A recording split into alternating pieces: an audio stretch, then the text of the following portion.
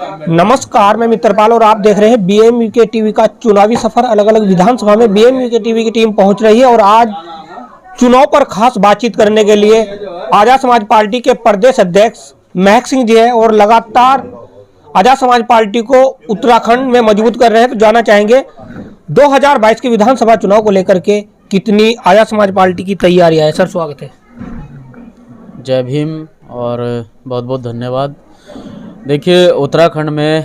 आप देख रहे हैं कि 2022 का चुनाव है, उत्तर प्रदेश, उत्तराखंड और पंजाब के अंदर, और हम उत्तराखंड में बहुत मजबूत स्थिति में हैं, ख़ासतौर से ज़िला हरिद्वार में, जहां पर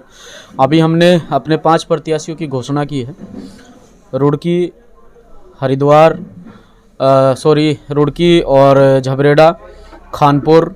और आपका रानीपुर और मंगलौर। अभी इन 5 सीटों पर प्रत्याशियों की घोषणा की गई है और बहुत मजबूत स्थिति में है। आज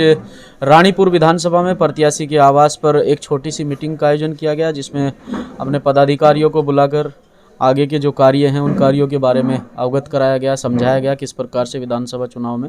आप लोगों को अपनी मजबूत स्थिति यहाँ दिखानी है और किस प्रकार से मजबूत स्थिति के साथ साथ में आजाद समाज पार्टी का प्रत्याशी जो है बहुत जल्द भगवानपुर विधानसभा पर घोषणा होगी। एक मजबूत प्रत्याशी की घोषणा होगी। हमारे पास में कई आवेदन जो है भगवानपुर सीट से आ चुके हैं और हम और हमारी कोर कमेटी के जितने भी लोग हैं उन पर विचार कर रहे हैं और विचार करने के बाद में बहुत जल्द या तो कल या आज जो है आजाद समाज पार्टी भगवानपुर विधानसभा से प्रत्याशी की घोषणा हो जाएगी। हरिद्वार ग्रामीण में क्या कहेंगे? हरिद्वार ग्रामीण पर देखिए, अभी तो हमारे पास में बहुत सारे आवेदन हैं, मैंने अभी कहा, तो हमारे कोर कमेटी के जितने भी सदस्य हैं और हमारे राष्ट्रीय अध्यक्ष जी के द्वारा उन पर विचार किया जा रहा है और जल्दी ही हम हरिद्वार ग्रामीण, लक्सर, हरिद्वार शहर, जो अन्य विधानसभाएं बची हुई हैं उन सभी विधानसभाओं पर हम जल्द घोषणा करने वाले हैं। सर, एक मेरा सवाल ये है कि जो 40 से 45 साल की जो उम्र है, जिनकी मेंटलिटी अभी बहुजन समाज पार्टी पर है, तो उनको किस तरह से आजाद समाज पार्टी में कन्वर्ट करने का आप काम करेंगे? देखिए, अभी 15 तारीख की हमारी रैली हुई थी, आपने भी देखा है। एक भव्य रैली का आयोजन किया गया जिसमें लगभग 70 से 75% युवाओं की भागीदारी रही है। और आज जो फिलहाल की वर्तमान की मांग है वो युवाओं की मांग है, क्योंकि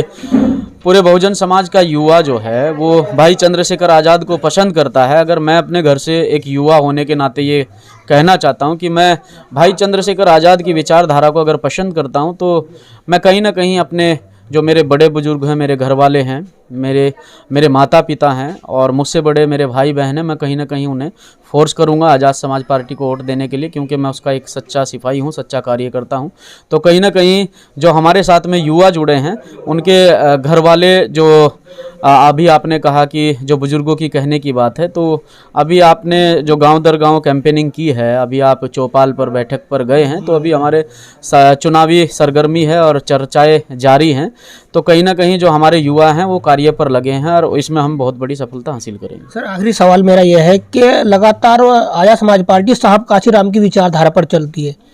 तो जनता के पास आप पहुंच रहे हैं, तो किन मुद्दों को लेकर के जो शायद वर्तमान में जो सरकार है आज जो मुद्दे समाज को चाहिए, वंचित समाज को, वो नहीं कर पा रही है? देखिए, हर किसी पार्टी का और हर किसी पार्टी के प्रत्याशी का सभी कहीं ना कहीं कॉमन मुद्दों पर कार्य करते हैं। सबका एक ही विषय रहता है कि हम अच्छी सड़कें देंगे, अच्छी चिकित्सा देंगे, अच्छे कॉलेज देंगे, जबकि अब तक जो है भारतीय जनता पार्टी के द्वारा ऐसा कोई कार्य नहीं किया गया है। लेकिन आज़ाद समाज पार्टी के लोग जब सरकार में होंगे तो हम कहीं ना कहीं जो हमारे लोग हैं शिक्षा से पूरी तरह से वंचित कर दिए गए हैं, बहुजन समाज के लोग हैं, उन्हें शिक्षा से पूरी तरह से पिछाड़ दिया गया है, तो उस पर कार्य करेंगे और अच्छे स्कूलों का निर्माण कराएंगे, अच्छे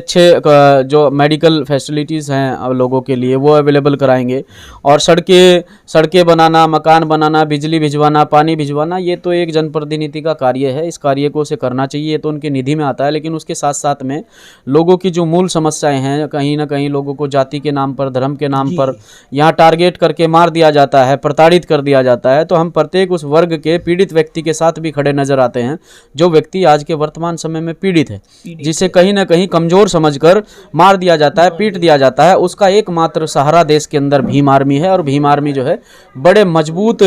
स्थिति में, बड़े मजबूत तरीके से जो है पीड़ित लोगों के साथ में खड़ी है। ठीक है सर, बातचीत करने के लिए हमारे साथ आर्य समाज पार्टी के प्रदेश अध्यक्ष महक सिंह जी, जो अपनी दबंग भाषण और कहीं ना कहीं जहां पर एट्रोसिटी होते हैं वहां पर भीम आर्मी और आर्य समाज पार्टी